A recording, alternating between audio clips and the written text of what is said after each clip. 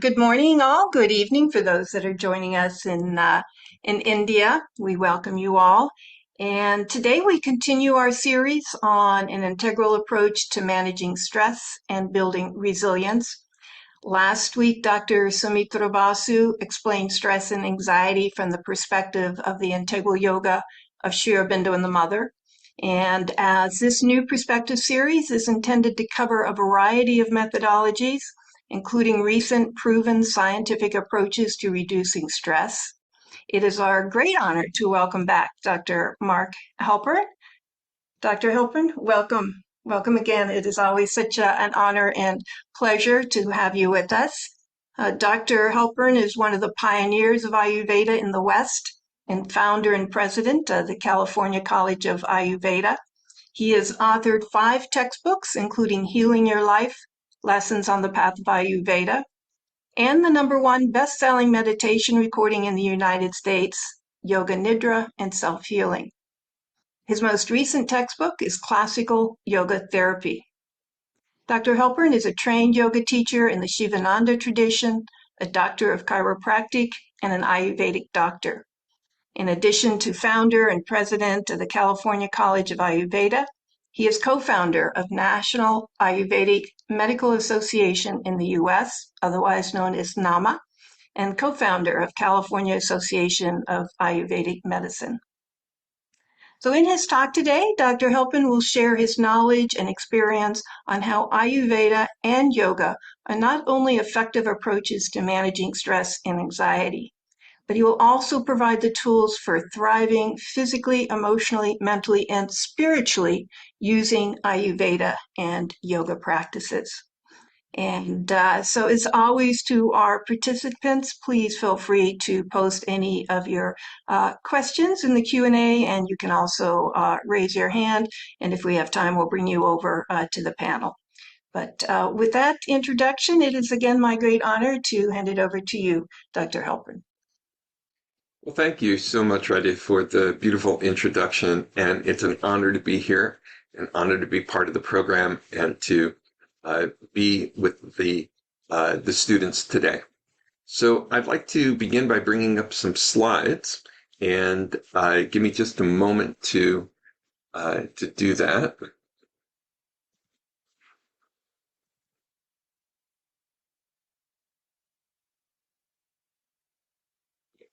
Hopefully now you can all see the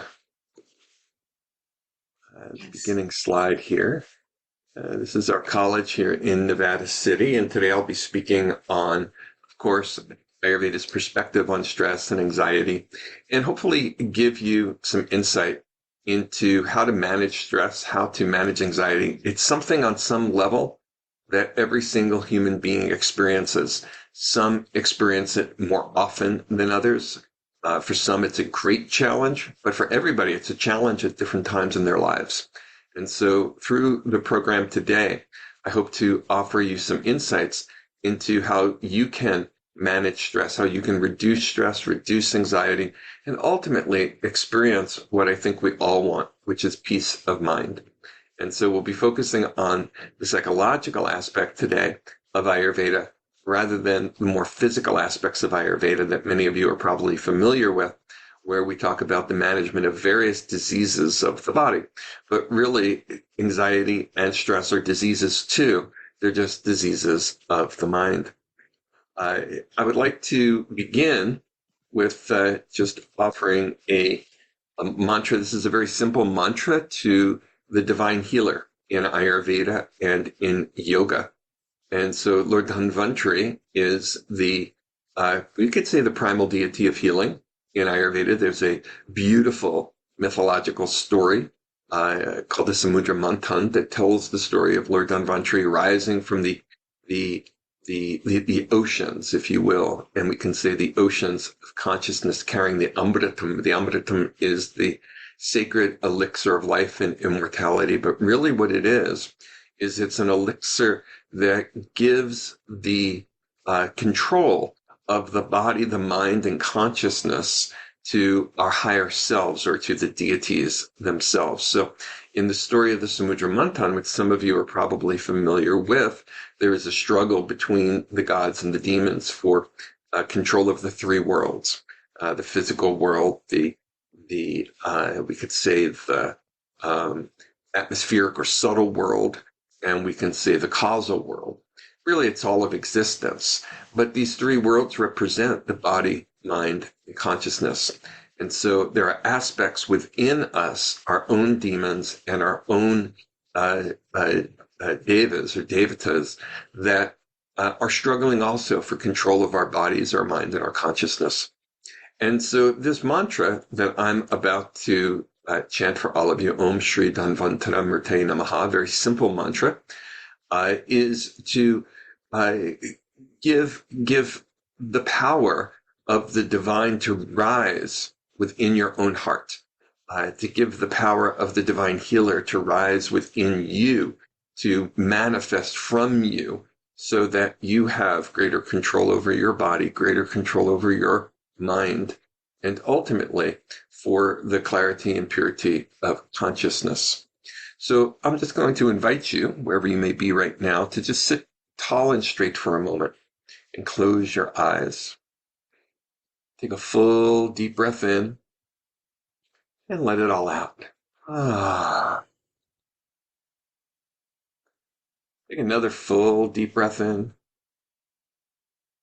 and let it all out with the stress and the tension that you might be feeling today. And just allow yourself to come completely present.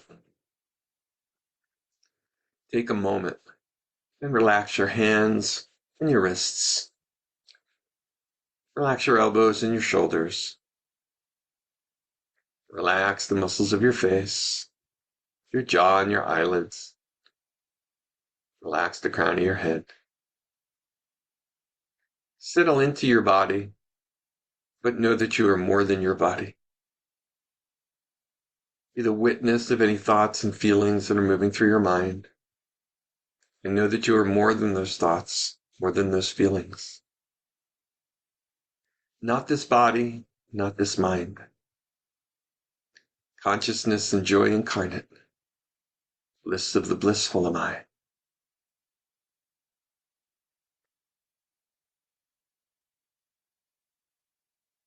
As you continue to settle into this moment, I'm going to chant this mantra to awaken the divine healer within our own hearts. Wherever you are, you're welcome to join me. I'll be repeating this mantra 9 times. Om Shri Dhanvantara Murtaye Namaha.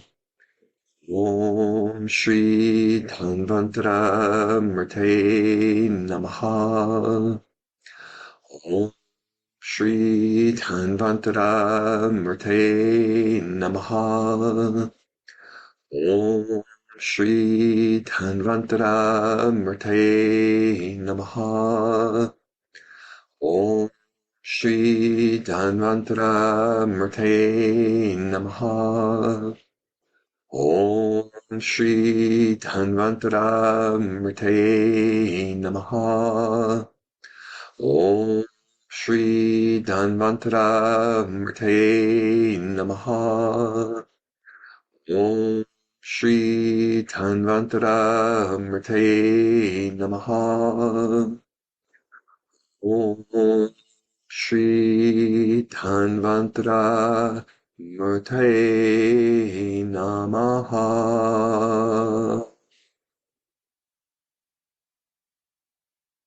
May the light of the divine healer illuminate our hearts and our minds as we journey into the knowledge of Ayurveda. Om Shanti Shanti Shanti.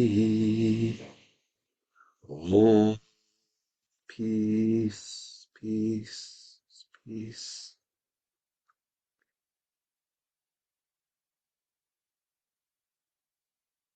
Namaste. Welcome again to today's program on stress, anxiety. And we'll focus on anxiety, but I want you to know that stress is at the root of so many different conditions of the body and the mind. And if we're able to reduce stress in our lives, my gosh, we will have not only such a more enjoyable experience while we're here in this incarnation, but we are going to have a healthier body as well. So if we take a look at the many ways in which we suffer, you see a long list of what goes on here in the mind. There's so many challenges that we have. Some are just mildly unhappy. Some are experiencing severe anxiety, depression, anger, grief, sadness, panic. You see it all here. The list goes on and on of the potential challenges that we have in the mind. I would make the bold statement that to some degree we are all mentally unhealthy, and I know that's a dramatic thing to say, but because the ideal is to experience perfect peace of mind. The experience is to have sustainable peace of mind all the time in our lives. And of course, we're human beings, and that's not always practical. We are challenged all the time. We are as human beings. And these are the ways in which those challenges tend to manifest themselves within us. So if you're not experiencing perfect peace of mind, know that you're in good company. There are very few people that experience it 24/7, 365. Really, very, very few people. It is the end result of our journey of healing ourselves that brings forth that stability of the body, brings forth the stability of the mind. And Ayurveda is a body of knowledge, and its sister science yoga are bodies of knowledge that lead us along the way on that journey to bring about peace of mind and ultimately optimal health as well. So how common of a challenge is this? Well, 20% of adults have moderate to severe symptoms of anxiety, and 45% of the population seeks mental health services each year. This is a huge challenge, and most people are seeking it out over anxiety and depression. Other people have certain panic disorders as well, which is really a form of anxiety. There's many different ways in which anxiety manifests, and phobias or various panic disorders. These tend to be in the family of anxiety. General anxiety disorder is the broader term for just living with anxiety all the time. But this is if we thought about it, it's really a crisis level epidemic. And it's in many ways an epidemic that has been getting worse rather than getting better over time. And it's because as a society, we really haven't paid enough attention to it at the level that it needs to be addressed, the level of cause. It needs to be addressed at that level, as opposed to just the medicines to dull the experience. And I really want to emphasize that these challenges are experiences. It's what an individual experiences. And drugs can tamp down that experience. They can alleviate the most extreme aspects of that experience.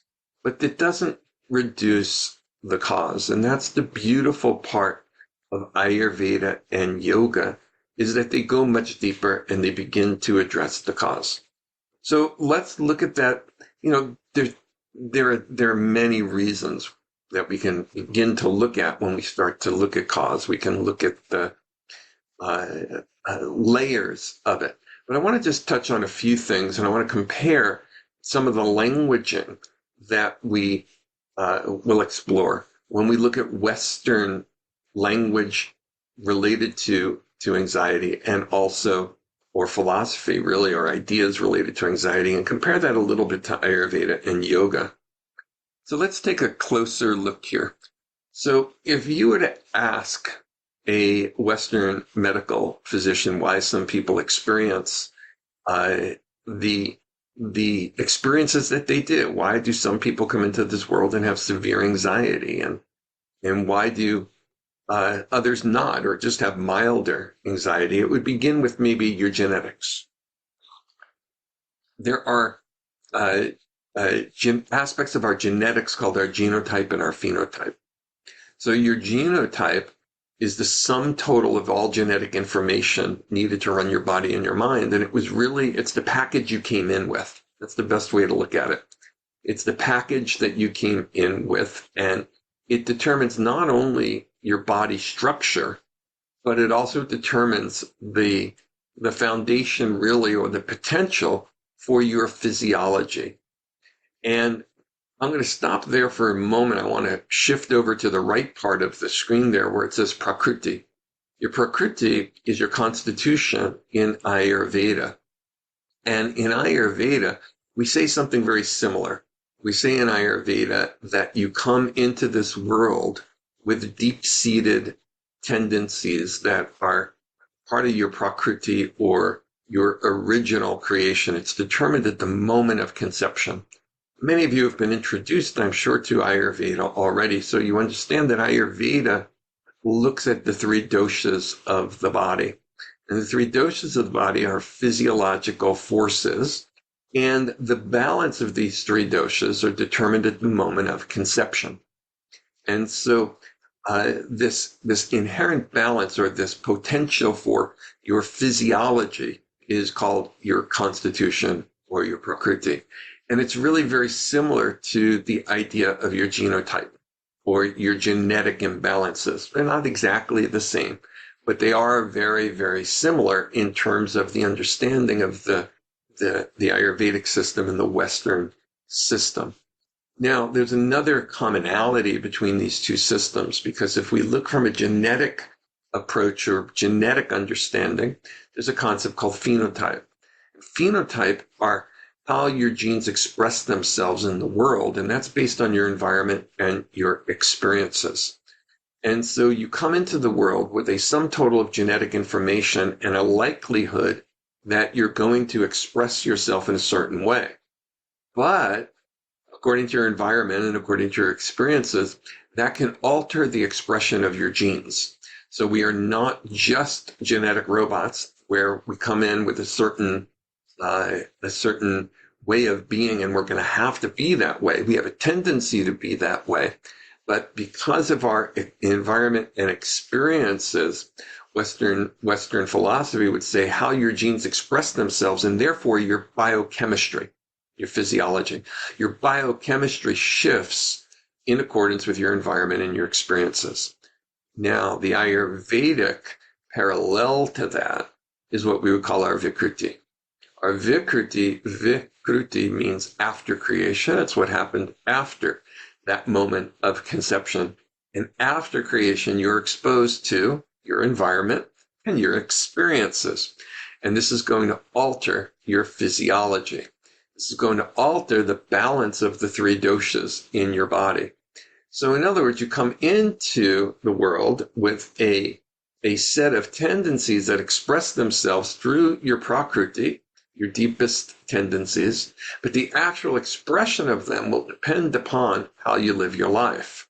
So that's called your Vikruti. And in Ayurveda, we want to understand both of those. Your Prakriti tells us about your tendencies that you came in the world with, and your Vikruti tells us what's going on with you right now, and how is your body and your mind expressing itself. Now, Western knowledge knows that part of your environment is your toxicity. And there are toxins in our environment, and Western knowledge knows that there's toxins in our environment, which are not just the environment that we live in, it's also the foods that we eat, consume, and bring into our bodies, that these toxins interfere with our physiology. And we're learning more and more about that, especially over the more recent decades, for instance, about all of the toxins in the environment that are endocrine disruptors. That's a good example of them. These xenoestrogens, as an example, come into our body and they disrupt our cellular physiology, and they contribute to the diseases that we experience. Ayurveda also understands this concept of toxicity and calls it ama. Ama is referring to the toxins that accumulate in our body. These are not just toxins that we take in from the external environment. One of the unique aspects of Ayurveda is that we understand that toxins can also be formed in the body to begin with. And those toxins that form in the body do so as a result of poor digestion. And digestion happens on many, many levels. There's the digestion in your digestive system, but there's even digestion at the level of your tissues and at the level of your cells. And when that digestive process is not healthy, then the end result of that is it leaves behind residue. That's the best word for it. And that residue is going to interfere with the biochemical processes of your body. And so we see a lot of parallel, really, in the understanding of physiology from a Western perspective and from an Ayurvedic perspective. But Ayurveda adds this very, very important aspect to the understanding of who you are and why you are the way you are. And that's that conditions and who you are actually begins before you are incarnated. And it begins as a result of your karma. So let's just talk about that for a moment. Of course, we can have a whole program on that, and we can't go so deep into it, but many of you understand what I'm talking about. Karma really is going to establish the deepest tendencies of your body, and even your genes form as a result of that. In other words, we could say that you are incarnated into the world through your parents who provide you the genes, but why your soul is incarnated into the world through these parents is because of your karma. So you are incarnated through your parents in the environment you're in, whether you're in India, whether you're in the United States, whether you're in a well-educated family or a not so well-educated family, whether you are poor or whether you are rich or anywhere in between, whether you happen to be incarnated through beautiful parents or through disfigured parents. All of that is the result of your karma. So from a Western perspective, everything begins with your genes, but from an Ayurvedic and yogic perspective, everything begins with your karma, even the reason why you have the genes you have. And so that has to do with it has to do with a longer journey, if you will. Western knowledge looks at the journey of life through one lifetime. Ayurvedic and yogic knowledge looks at the journey of life through many lifetimes. So how you've lived in previous lives determines how you're going, what you need to experience in this life. And that is what we mean by karma. Now, karma sets up your samskaras, and samskaras are those deep-seated tendencies that are going to manifest through your body and through your mind. The tendency, for instance, to be angry, to be fearful, to have deep attachments, even going deeper than all of that primal seed of desire itself. And so all of this is embedded, we would say, at the level of consciousness. So the yogic and Ayurvedic perspective then is taking, or yoga and Ayurveda are taking the perspective, if we're looking at anxiety, that the origins of this actually precede your genetics, actually precede your biochemistry. They occur at the level of consciousness and then manifest within the mind, and then manifest the results of that within the body. So therefore, we start at the most subtle and we move to the most gross aspects or observable aspects when we look at any disease of the body, including anxiety. Now, I'm going to assume for a moment, and maybe rightfully or wrongfully, that you all have some introduction to yoga, philosophy, yoga knowledge, and Ayurveda. So I just want to show you a variety of models that are used in yoga and in Ayurveda to understand what is now happening in your physical and in your subtle body as a result of this. So the models of dealing with the mind are many. There's the model of the doshas that Ayurveda focuses on in trying to restore normal physiology of your body and your mind through balancing vata dosha, pitta dosha, and kapha dosha. But there's another model for dealing with the mind that is based on the gunas, and the gunas are the primordial. I will talk more about it, but it is the primordial qualities of nature itself and how they are at play within your mind and the connection of your mind to consciousness. There is another model based on the subtle doshas, which we can call prana, tejas, and ojas, which are the pure forms of vata and pitta and kapha that function in your subtle body primarily. There are aspects of it and that we see in your body as well. But in your subtle body, and your subtle body in yoga is essentially your mind. There's a good comparison between them, or we could say that we experience what we do in our mind because of what's happening in our subtle body. And our subtle body is made up of the nadi. The nadi are subtle channels, and energy or prana moves through those channels. And how it moves through those channels determines how we think and what we feel and how we perceive the world and react to the world. And so that's another model for bringing balance to the mind, is going to be to normalize the flow of prana through the nadis. Skipped over the koshas, but the koshas are another way of describing the various subtle aspects of who we are. Talked about disease beginning at the level of consciousness, and then we experience it in the mind, and eventually it disturbs the body. The koshas are another language system within the Vedic sciences for understanding our subtlety and the subtle aspects of them. There are 5 koshas as opposed to 3 bodies. And so it's really just taking it into a little bit more subtlety. I don't want to go into that here now. We can do that at another time, or you'll have other programs on that. And yet another aspect of working with the mind is to work with the chakras. The chakras are energy systems in the body. We can call them major centers of the body that control the flow of energy through the many nadi that you have, depending upon the references in the yogic texts, anywhere from 72,000 to 350,000 nadi or subtle channels exist in the subtle body.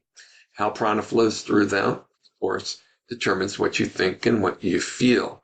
There are 7 chakras, or energy centers, that you could say are the major governing factors for how that is going to flow. It's a little more complicated than that, but this is a way to look at it. And there are ways to work with the chakras in order to influence the flow of that prana.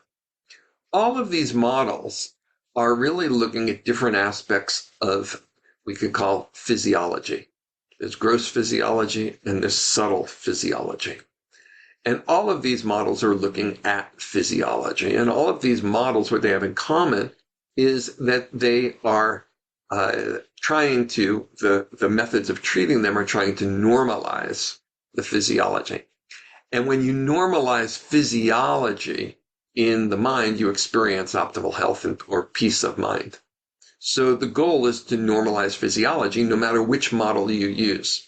And no matter which model you use, if you are successful, you actually heal on all of those levels through all of those models because they are integrated into each other. In other words, you can't affect the doshas without affecting the chakras, and you can't affect the chakras without affecting the doshas. They all are really, they offer different tools, if you will, for healing the mind. The therapies, however, are ultimately going to be the same, no matter which model a practitioner is using in order to bring healing to the mind.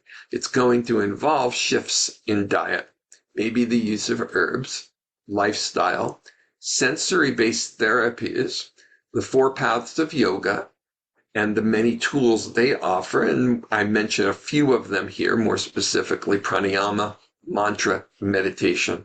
But there are really so many more tools that are utilized in the field of healing, some of them very subtle, some of them more ritual based, in order to restore the normal physiology, regardless, again, of which model a practitioner is utilizing, because each of these therapies affects each of these models. You cannot affect one model without affecting them all.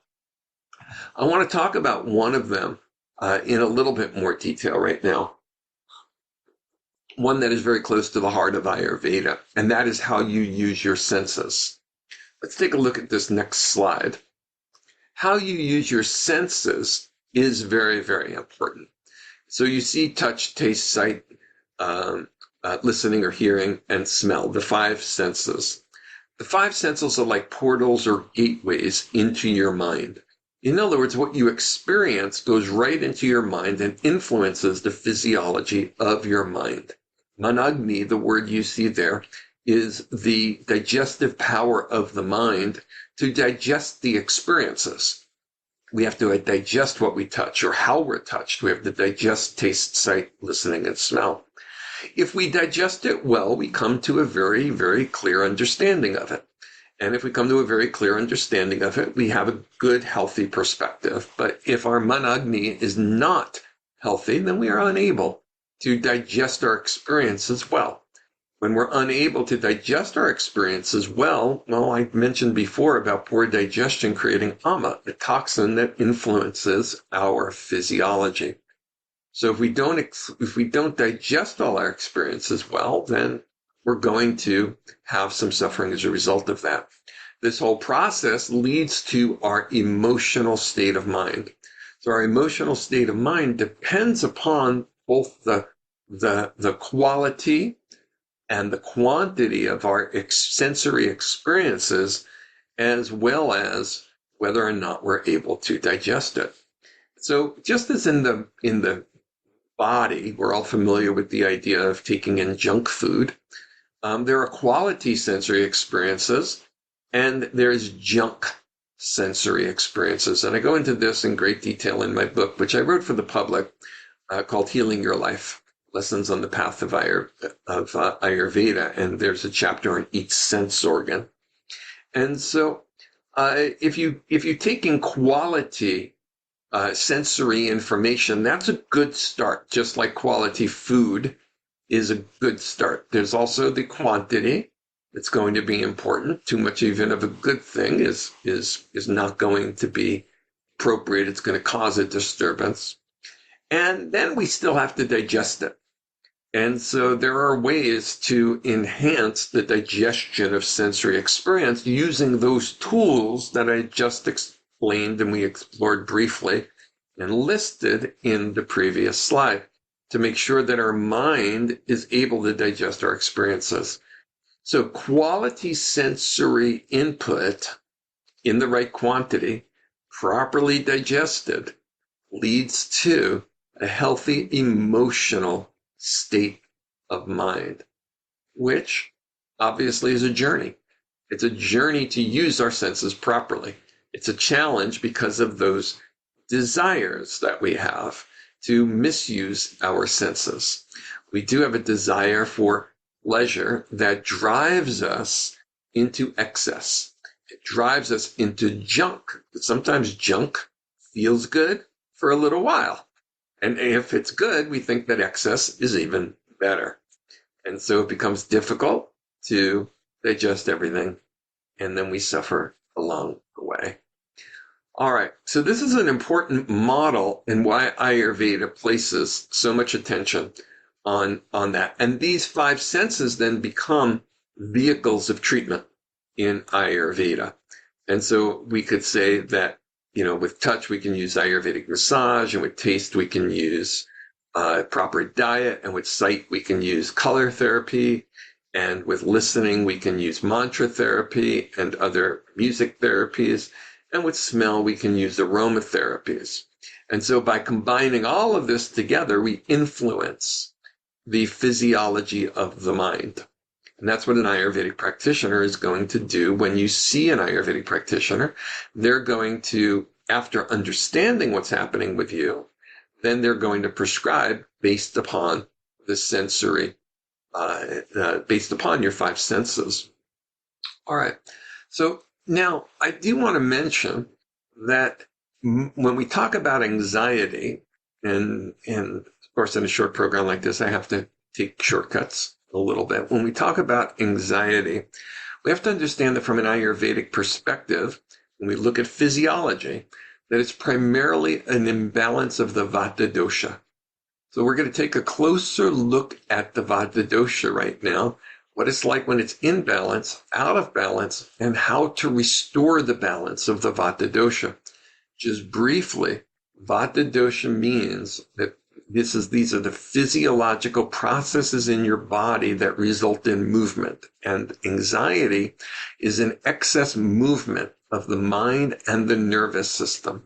And so there's too much motion that is there. This is related to Vata dosha. Vata dosha is not good or bad. It's just a physiological process. And some individuals have a tendency for greater expression of Vata than others. We could say more Vata than others. But if we keep it in balance, Vata also gives us great benefits. So, for instance, if Vata is in balance in the personality, a person feels good.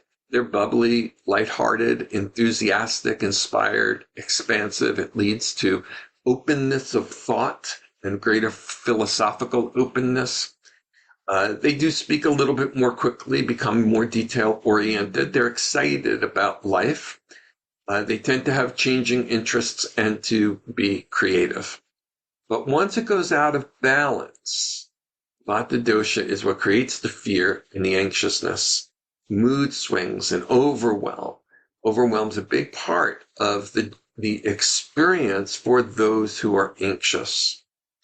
In order to balance the Vata dosha and reduce the experience of anxiety, we have some things that we can do. Of course, I could give you a whole book of things to do. So we just have a few things that are identified here that can be tips for you that might make a difference. And even if you do one of these things, it's going to make a difference. And the first is to create regular routines. Regular routines are the opposite of motion. In other words, motion tends to be erratic and all over the place. And regular routines takes that energy and stabilizes it. And a stable energy in your body is going to help your stable mind. So for instance, regular routines like going to bed at the same time every night and waking up at the same time every day is going to help your anxiety. Eating at the same times every day is going to help your anxiety. I absolutely guarantee it. I guarantee it so much that I'm going to say it's 100%. You will see a reduction in your symptoms. If you eat at the same time every day, you go to bed at the same time, and you wake up at the same time. Now, what you eat is also very important. And without getting into all the subtlety of Ayurveda, let's keep it simple. Deep nourishment balances the Vata dosha. Deep nourishment. Now, deep nourishment doesn't come from fruits and vegetables. That might surprise you. Deep nourishment comes from heavier, more substantial foods like grains and oils. And I think I will have a slide go a little bit more into that. But deeply nourishing foods, so heavier foods. The thing about heavier foods is they are harder to digest. So they have to be taken in the proper quantity and prepared in the proper manner in order to digest them. But if you read any book on Ayurveda, including Healing Your Life, Lessons on the Path of Ayurveda, you will see a diet in there for balancing Vata dosha. And that is the diet that you should follow. Also, warmth and oil are going to be important. So one of the things that Ayurvedic practitioners will recommend is doing a daily oil massage on yourself. Warm up the oil and then put the oil on your body, massage your body. The combination of oil and warmth is the perfect combination for balancing Vata dosha. But just imagine for a minute that you've accomplished this, that you are going to bed and waking up at the same time every day. You're eating at the same time every day. You're eating foods that are deeply nourishing, and you're doing some oil and massage on yourself in the morning. Just think how your experience in life is going to change. Anxiety is an experience in life, and it's going to change if you change your lifestyle. Cultivating regular elimination is important. People with a Vata imbalance, and therefore lots of people who are anxious, do not have regular elimination. They tend to, because of the anxiety, have constipation, skipping days. There are herbs that can help with that. Also routines that can help with that. And when you get into a regular routine of eating and sleeping, naturally you will have a regular routine of elimination. It is actually meant in your body to just simply be routine. So it's just the routine experience of your body. So you will eliminate every day, preferably even in the morning. And if you need some help herbally, these are herbs that do help with anxiety. They are not going to be these powerful sedatives that are being given to you by the medical profession. They're more subtle. The nice things about these herbs is not only do they calm down the nervous system and the mind, they have additional benefits. So for instance, ashwagandha is itself deeply nourishing, and that's going to help balance the Vata dosha. Rami and Gotu work differently. They are more clearing for your mind. And we'll get into the importance of clearing in your mind in just a moment. There's a lot on this slide for you to digest. And so if you are at home, I would recommend taking a picture of this slide, because this slide is a little snapshot.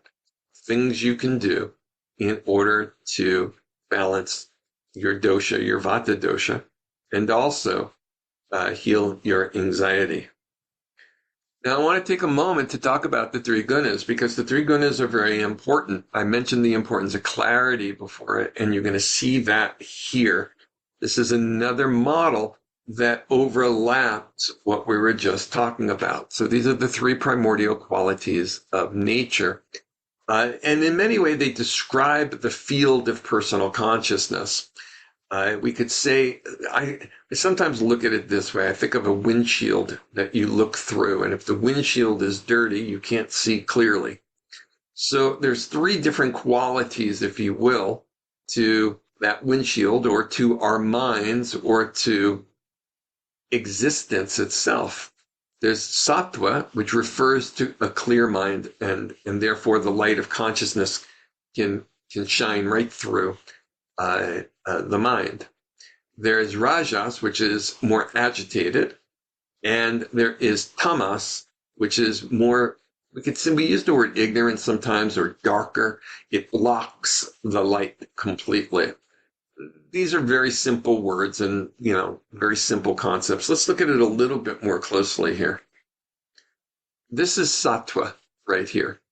So sattva is likened to a lake that has no ripples in it whatsoever. In this experience, the lake is the mind, and the mind is at peace because there's no ripples in the lake. And when the mind is at peace and clear, then the light of the divine is perfectly reflected in that person's mind. So in other words, you see in the picture here that on the surface of the lake, you can see the moon and you can see the stars. The mind is at peace, reflecting the divine light, the divine awareness, the divine knowledge.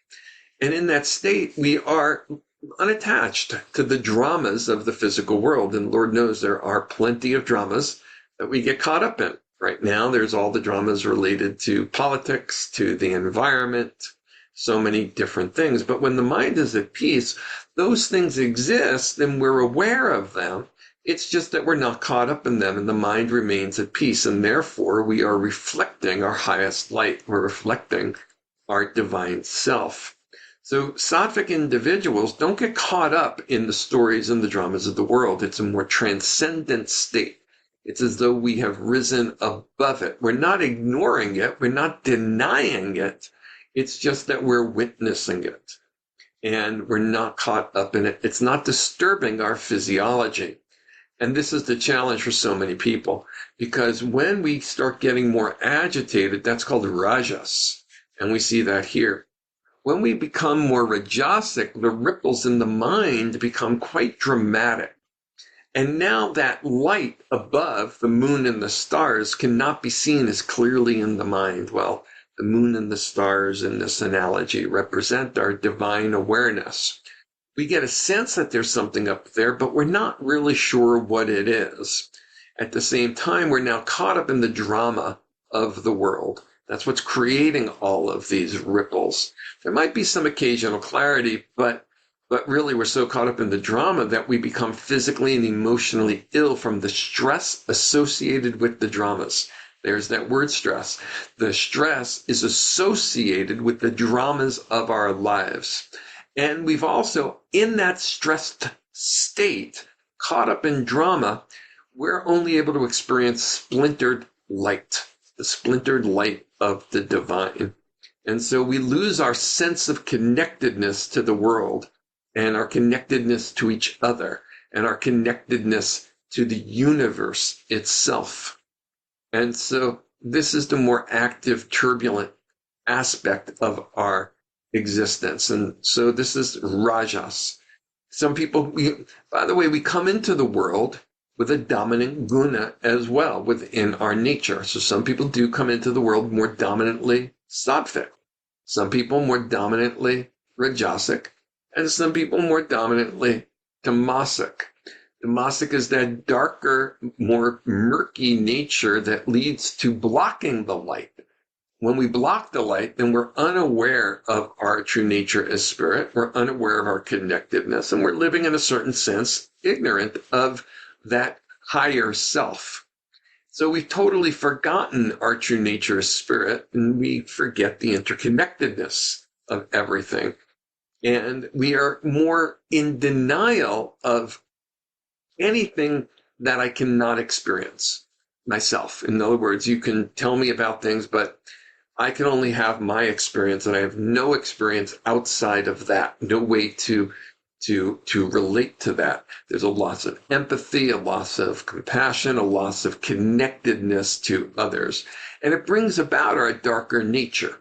Our darker nature is far more dramatic. We can become very violent in this state. We can become harmful to ourselves or harmful to others, either way.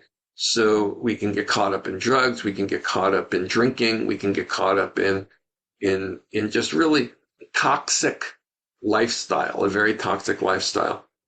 So some people come into the world with that tendency as well. These tendencies are still there at the moment of conception. They are in our personal consciousness, and they are influencing the functioning of our mind.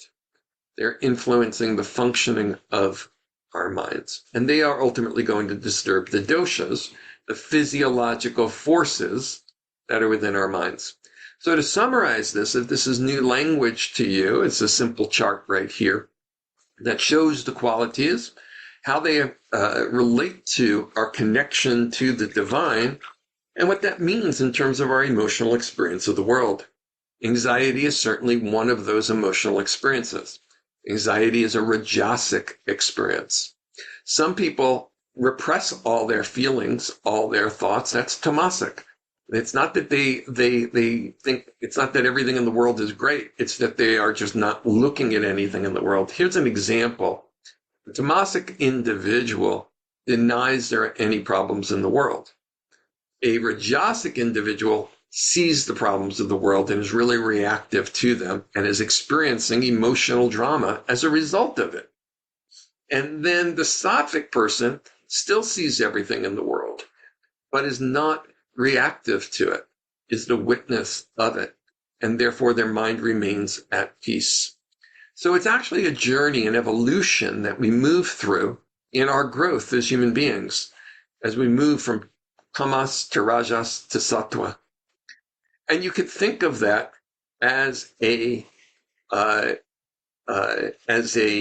ladder, if you will, with steps. But I don't like to, because a ladder creates this hierarchy, that it's better to be purely sattvic than it is to be tamasic. I don't like better or worse. Each person is exactly where they are supposed to be. Some are incarnated, more tamasic, others more sattvic, depending upon their karma. So I like to look at it as a ladder that is laying on its side, with some individuals being different ways. We are all different in this world. So I try not to judge it. Each person is exactly where they need to be to learn the lessons they need to learn on this journey, lessons that ultimately lead them toward enlightenment. So don't feel bad about any experience that you may be having. You are exactly who and where you are supposed to be. So we were talking about sattva, rajas, and tamas. And the key really is the cultivation of sattva. If we want to overcome anxiety, then we have to create greater clarity within our mind. And that clarity in the mind then allows us to reflect the light of the divine and experience more peace of mind. That's ultimately our goal. And in fact, in many ways, we could say that all of the knowledge of yoga, in terms of the practical experience of it, the fruit of the practice of yoga is to increase sattva. So no matter what yogic practice you are practicing, and whether you're focused on the chakras or you're focused on the nadis, the fruit of that practice is going to be increased sattva. Even if it's rituals that you're involved in, it's all for that purpose. In simple ways to do that, from just a few tips that might be able to help you. Again, if you do just one of these things to increase sattva, this will make a big difference in your life and reduce the experience in your life of anxiety. So first, spend more time in nature. That's a very simple thing to do. We get caught up in the drama of the world and we don't leave our house. We don't leave our room. We don't leave our offices. So by expanding your horizons just a little bit can really give you a different perspective on life. Improve the quality of the foods you eat. Very simple. Even if you did nothing else and you continued a poor diet, but that diet all of a sudden became only organic and fresh, well, that would make a difference in your experience. Use your senses properly. Again, you can read more about that in my book. Practice asana, pranayama, meditation. Most of you, I'm sure, are yogis. And so you're already engaged in these practices and do so on a regular basis. And the fruit of that is also to cultivate sattva. Practice any of the 4 paths of yoga. Most yoga organizations are more integral in the sense of integrating aspects of the 4 paths together on the journey. We don't have time to go into all of those, but even one of those, even a fraction of one of those, a practice from one of those will improve sattva. Live a lifestyle according to the yamas and the niyamas. This is more like a way of living in the world. And the most important of those would be ahimsa, to live a life where you are committed to not causing any harm to others, to yourself, or to the world around you. And ultimately cultivate faith, non-judgment and non-attachment. These lead to unconditional love. These are the 3 keys: faith, non-judgment, and non-attachment. And the fruit of that is unconditional love. So let's go into just another quick look at the subtle energies, prana, tejas, and ojas. These energies, our goal is to balance them. Now, for the purposes of time, I'm not going to go into these in great detail, except for ojas, power of contentment. Because I think ojas is really extremely important and is essential to understand. Ojas is what protects and stabilizes you. I like the image of Superman, because when you have strong ojas, you are Superman. In other words, you're invincible. When you have strong ojas, it's what protects and stabilizes. And it brings you to a state of homeostasis or balanced physiology in your body. And the way in which that's reflected is a healthy immune system and a healthy mind. Ojas is essential. It's the glue that holds everything together. So if you have low ojas, then in your body, you will feel fatigued. You will have hypersensitivity. You'll have chronic illness and slow healing.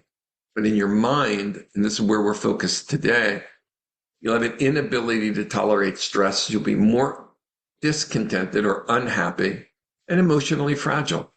It won't take much for you to get triggered. And when you get triggered, your experience of that trigger is anxiety or depression or mood swings. And so we want to build up the ojas in order to stabilize the mind. I think of us as having an ojas bank account. Think of a bank account, and you have a certain amount of money in that account.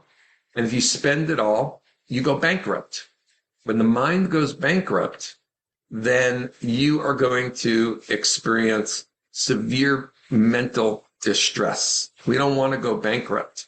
We want to build up our ojas. We want to save up our ojas. We want to make ojas. Just like we want to make money, you need a certain amount of money to live in the world. You need a certain amount of ojas in order to live healthfully in the world. If you want to make ojas, then you need to take in ojas-rich foods. Those are those foods I talked about that are deeply nourishing. Foods such as grains and dairy and nuts, legumes and oils. These are the same foods that if you can't digest it, produce ama in the body. The Ayurvedic texts say the most important thing that you can do to build your ojas is to practice ahimsa. This is very, very important. Ahimsa is a yogic practice, but the Ayurvedic texts mention you cannot build ojas if you are living a life that is causing harm in the world. Because when you're living a life that is causing harm, you are naturally experiencing more stress, and that is going to deplete your ojas. The other key is going to be the proper management of sexual energy. Because from your sexual energy, you are going to transform that or transmute that into ojas. And so you have to stabilize yourself. So if you are having very, very low ojas, it's important to reduce the amount of sexual activity. If you have very high ojas, then your body and your mind are able to engage in plenty of sexual activity from an Ayurvedic or a health perspective. So how do we influence it? Well, if you want to increase the ojas, we said you got to take in the food, digest it. There are herbs like ashwagandha you can take, and the oil therapies also help. But you also want to protect what you have, and you protect it by protecting your sexual energy. So brahmacharya, as an example, is a practice of sensual and sexual restraint for the purposes of preserving that energy, transmuting it into ojas so that you can handle very high level of practices in yoga, which are ultimately going to transform your consciousness. Avoid conflict and drama. We live in a world of conflict and drama. This is very practical for everybody. If you can avoid that, your ojas is going to be better protected.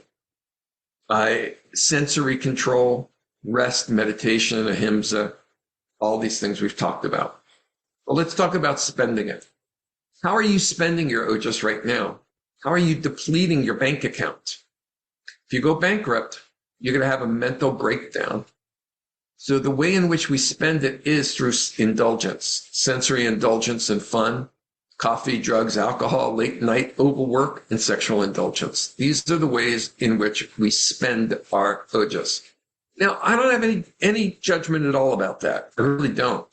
You know, if you've got $1 million in the bank and you want to take a trip to Europe, go take a trip to Europe. Go spend a month in Europe if you've got $1 million in the bank. And when you come back, you might have $950,000 in the bank. That's okay. You've got plenty in the bank. You can go out and have some fun and go spend it.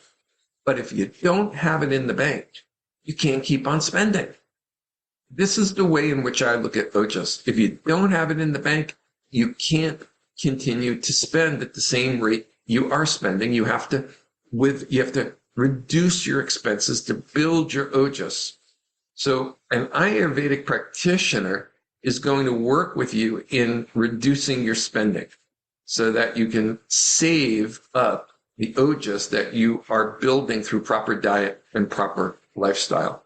When your ojas level comes back to a healthy state, then you are going to have stability in your mind, and you're going to reduce the amount of anxiety that you're feeling.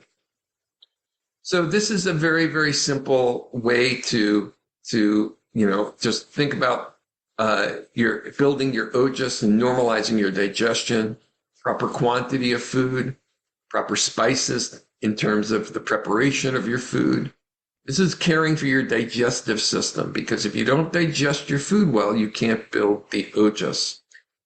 And again, all of this is in the book, Healing Your Life. So I would recommend that you read that. I know for purposes of time, we're not going to be able to go into this in great detail. And I do want to leave time for your questions today. So you can take a picture of that slide if you wish. We've talked about what you eat in terms of the nourishing foods. We've talked about being able to digest that food properly. Another part of it, though, is the environment in which you eat your food and how you eat your food. And these are the guidelines for healthy digestion. So maybe any one of these, if you're not following it, if you begin to practice it, is going to make a difference. For instance, what if you took food in a peaceful and beautiful environment every day?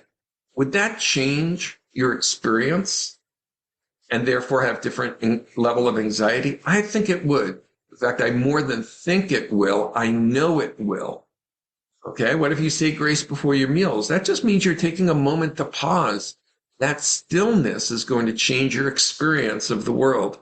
It's also going to help you digest your food better, build up more ojas, and stabilize your mind. We have many different guidelines in Ayurveda for you to follow, and I'll tell you the truth. There's not a soul on this earth that I know that follows every practice every day, 24/7, 365. It's a journey, and I tell you that because I don't want yourself or get overwhelmed by these ideas of things that you can do to improve. If you do just one of these things and you really make it a part of your life, it's going to make a very, very big difference in terms of your experience. And anxiety is an experience. Now, just kind of in summary, if this is your lifestyle, then you're going to deplete your ojas.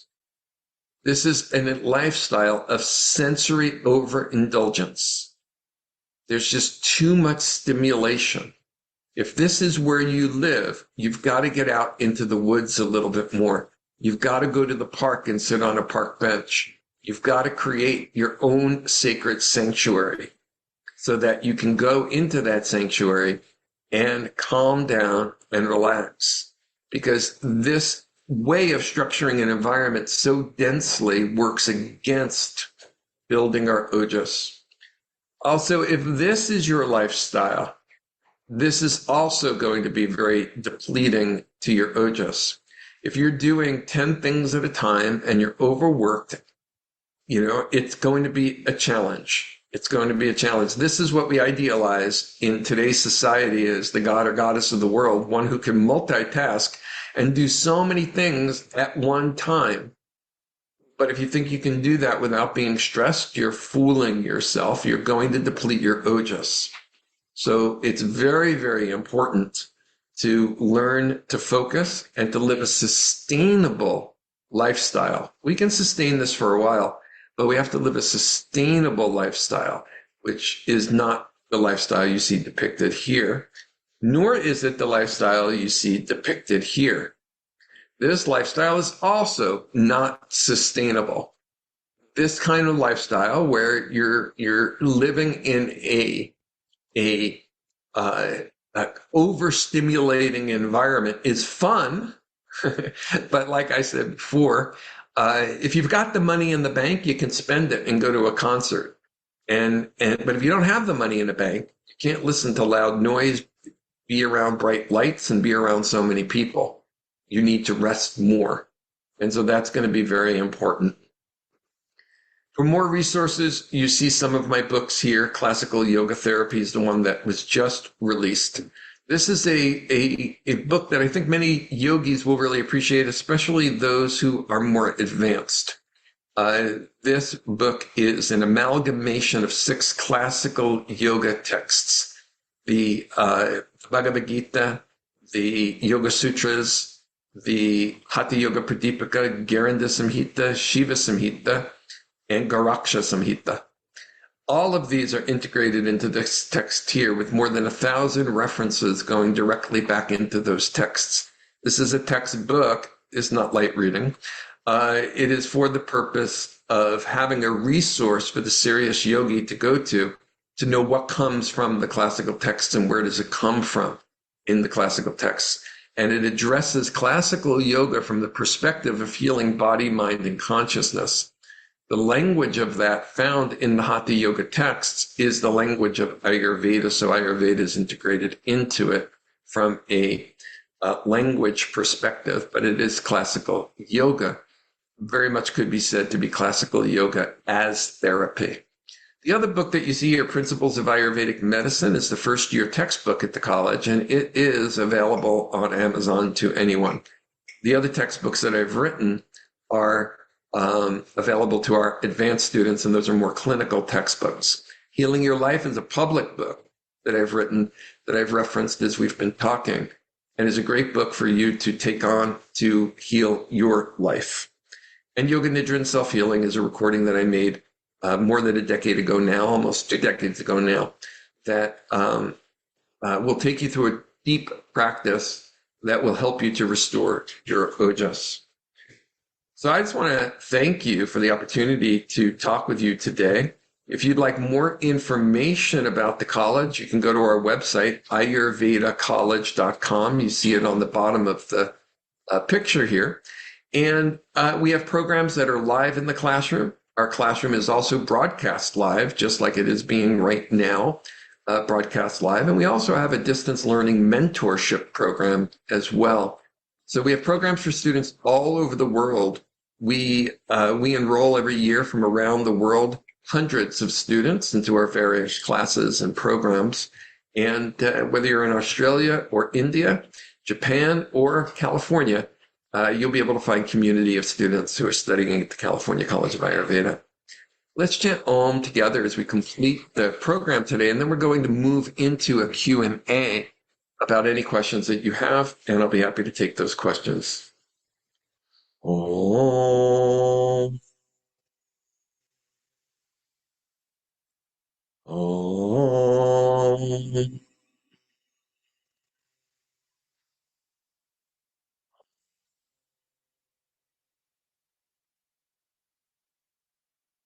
Shanti, Shanti, Shanti. Om, peace, peace, peace. Namaste, everybody.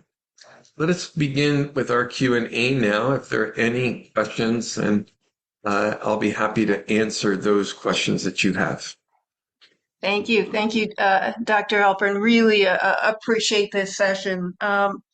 I'm in awe as to how you were able to cover so much ground in a little over an hour. It's one of the most comprehensive and yet understandable explanations of Ayurvedic's approach in general, and particularly appreciated the comparison to Western that you did.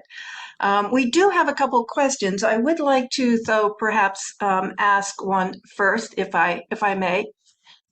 You focused on Vata and its expression as fear, producing stress or anxiety. So the question is really, if we turn to the other seeds that you mentioned of anger and attachment, I suspect that those are more correlated to Pitta and Kapha, and equally expresses through stress and anxiety, and also would require, therefore, its own regiment, if you will. Could you just address that, please? Yeah, I think that's very, very accurate, Rene. I think it is important that we have to balance all of the doshas. But of the three doshas, Vata dosha is considered to be the king of the doshas. And so Vata dosha can be responsible for pushing Pitta out of balance, and it can be responsible for pushing Kapha out of balance. So for some individuals, when they get anxious, the expression of that is actually anger. And so the individual under stress, under feeling overwhelmed, feeling pressured, responds with anger. And that individual actually has more Pitta in their nature and Pitta in their imbalance, in their Prakriti and in their Vikriti. Kapha manifests itself in terms of attachment and getting stuck and an inability to move. It is a stagnation and an energy. Stress does not affect them in that same way. Vata can push Kapha out of balance. When it does so, it usually does so at the bodily level where there is a weight gain. At the mental level, that individual usually has more resistance against anxiety, just inherently in their nature, because Kapha dosha has a quality of stability inherent within it. And so it's difficult to get the mind and the nervous system agitated, or more difficult. It can happen for sure, but it is more difficult to do so. And also individuals who are of Kapha nature, inherently, again, their physiology is different. They are incarnated with more ojas in their bodies, which means they're going to have a greater resistance to those stressors. But if they go under enough stress, yes, they will develop what we call a Vata imbalance, even though they are Kapha nature.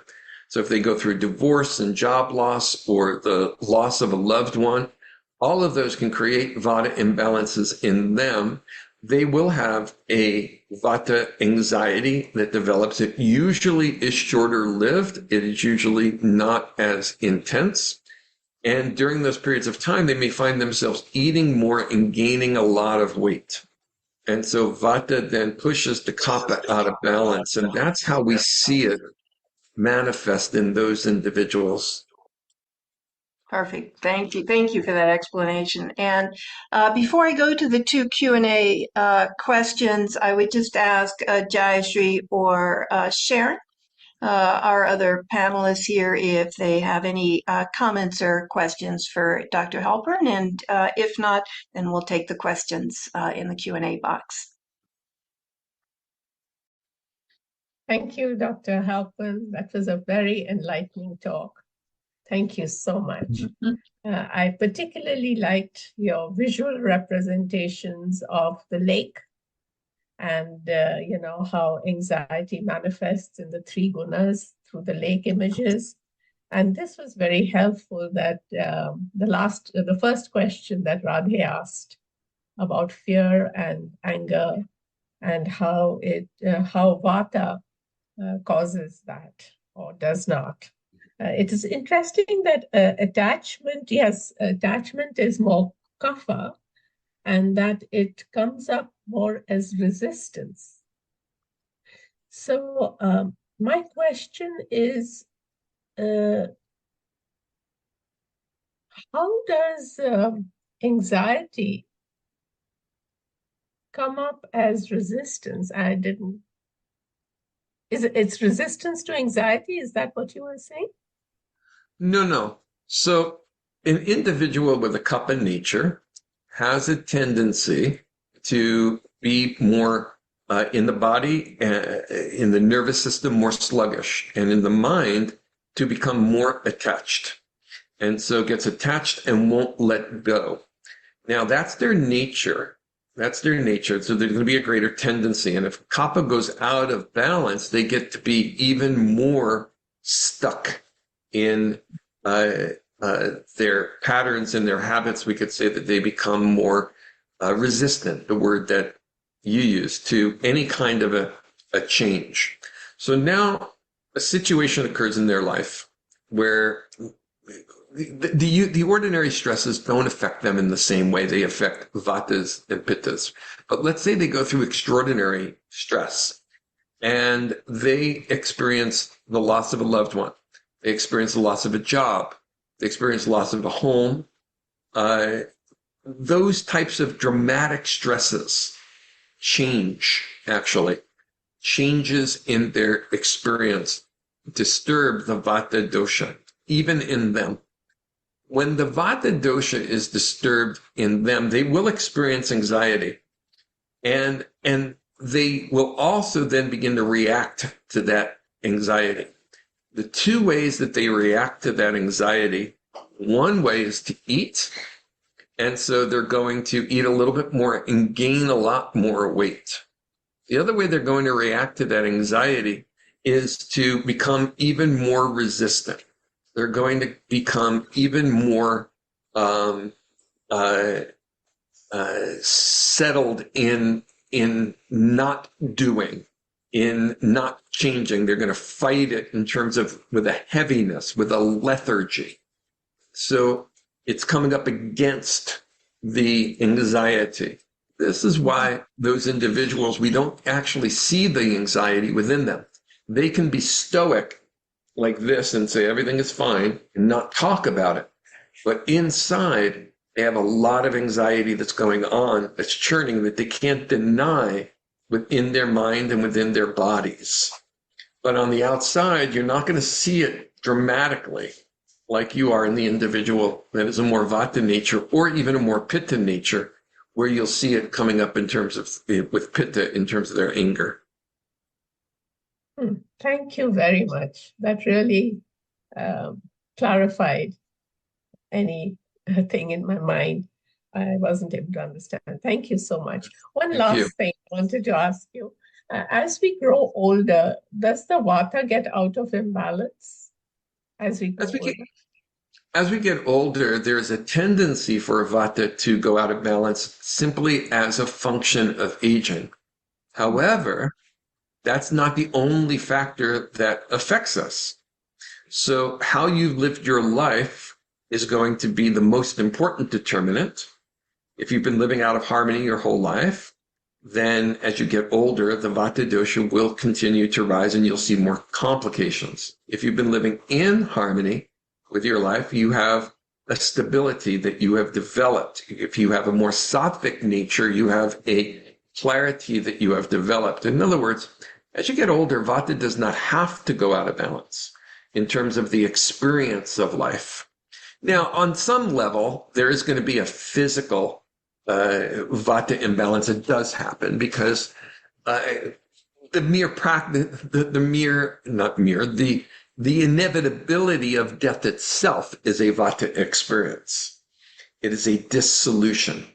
And so if we go deeper into the elemental understanding of our experience, we move through the elements as well as moving through the doshas. So we begin with earth, we move into water, fire, air, and ether. The air and ether are the later stages of our lives. And the etheric aspect is what's going to bring about death ultimately. It's going to mean that we are going to return back to the essence itself. We can't avoid that. So yes, we move through the stages of life, but if we have been healthy through our lives and we've maintained our ojas, then we really don't experience the disturbances in our physiology as we move through the elemental phases.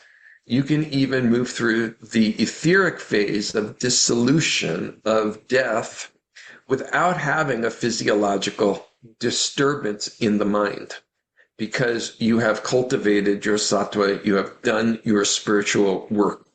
You will still go through it, but you will be the witness of it rather than getting caught up in the drama of it. And that is the difference in the experience. Thank you so much. This was so beautiful. Thank you. Very nice. Very nice. Sharon, would you like to say anything or have any comments, questions? Well, that was my question, is how this changes over time through the life stages.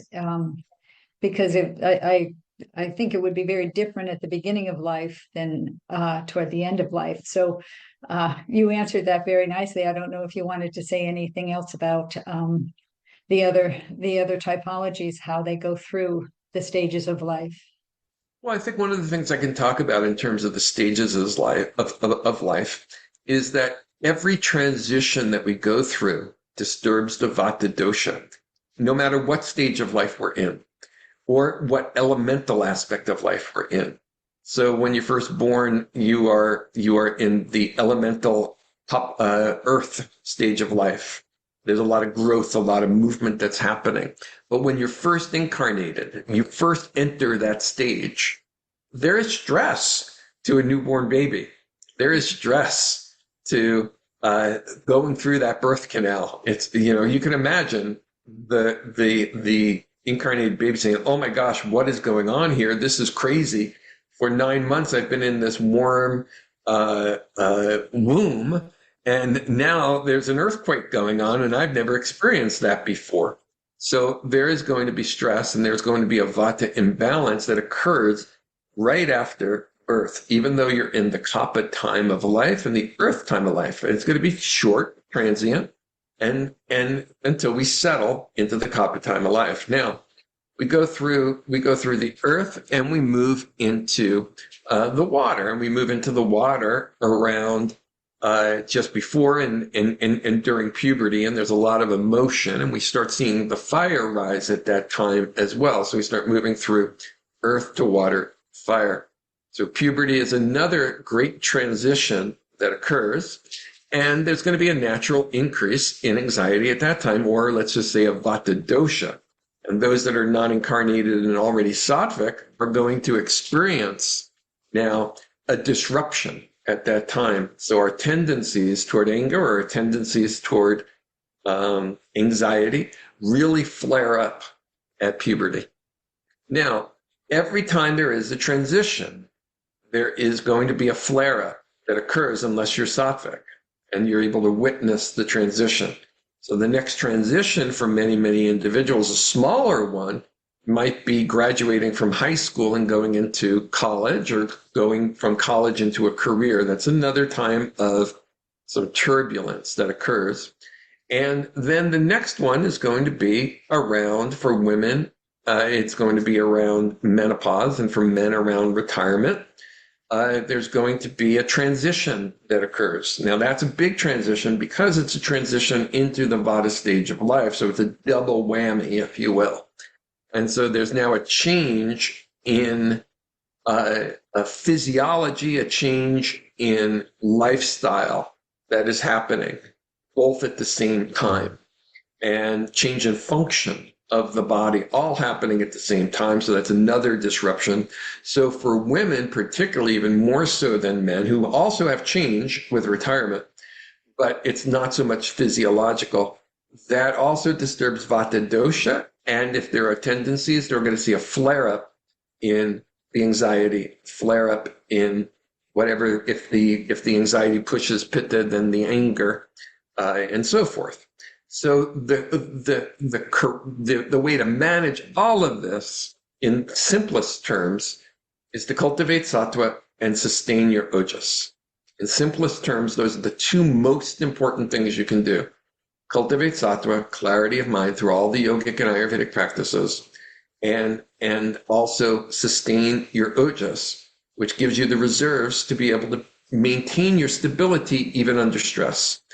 I use the Superman analogy. The other analogy I often use when I'm teaching for ojas is to have a raincoat. Think of life as a storm, but if you have ojas, then you're wearing a raincoat. And you can walk around in the storm and never get wet. And that's what ojas does for you. It allows you to be in the storm and not get disturbed by it. Because life is a storm. It's the world we live in. It's not going away. It's not going to change. We were not born into heaven. We are born on earth. And there's 8 billion people that are here all having drama. And we're going to be affected by it.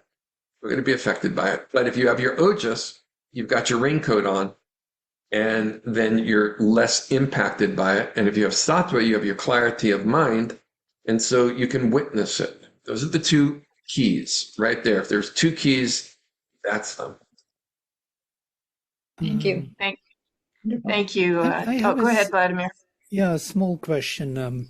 always was wondering, some people under stress go and eat more. Most probably they want to become heavy and to get rid of this, disturbed vata. And others are opposite. They stop eating. What are these opposite ones? Because I am eating when I'm stressed. No. So people who have a greater pitta nature or kapha nature eat under stress. People who have a more vata nature do not eat under stress. So first, there's a constitutional difference that creates those tendencies.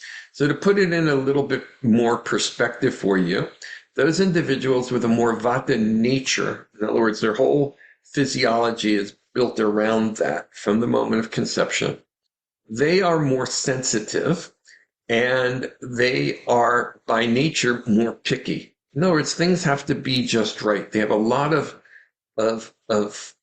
disturbance within them, and things have to be just right for them to be able to eat.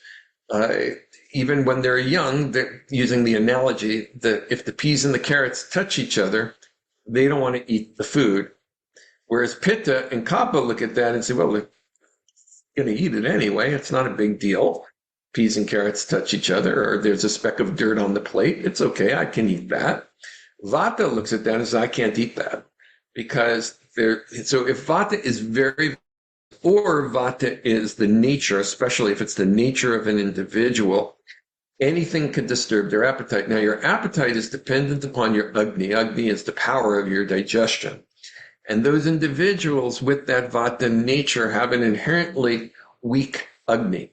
So it's weak and it's irregular, both. And so the combination of that is what creates that pickiness. Things are, they're going to lose their appetite.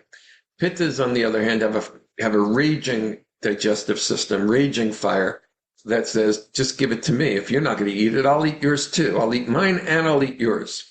And the Kappas, on the other hand, their Agni is stable. It's steady. And so very little disturbs it. They don't eat a lot to begin with, but they're going to continue to eat. And so they're not going to eat less because they're anxious. So we come in the world with different tendencies, and that determines how we react to stress. Thank you.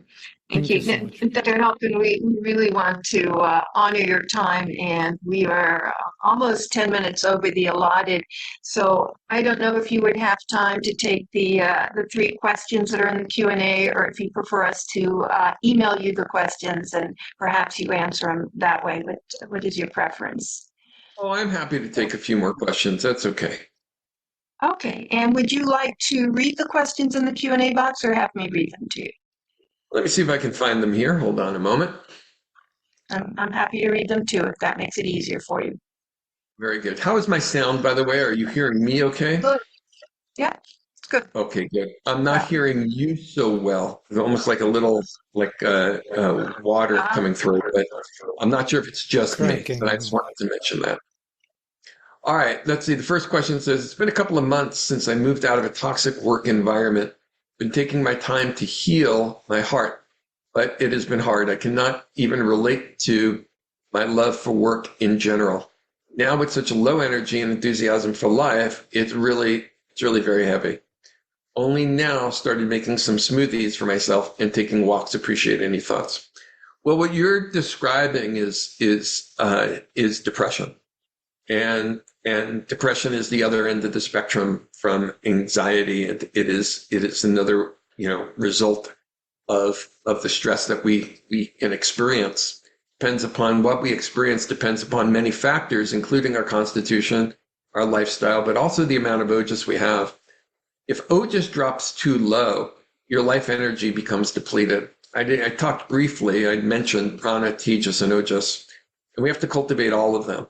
And I didn't go into detail into that, but what you're describing is a situation of low ojas, of a low prana.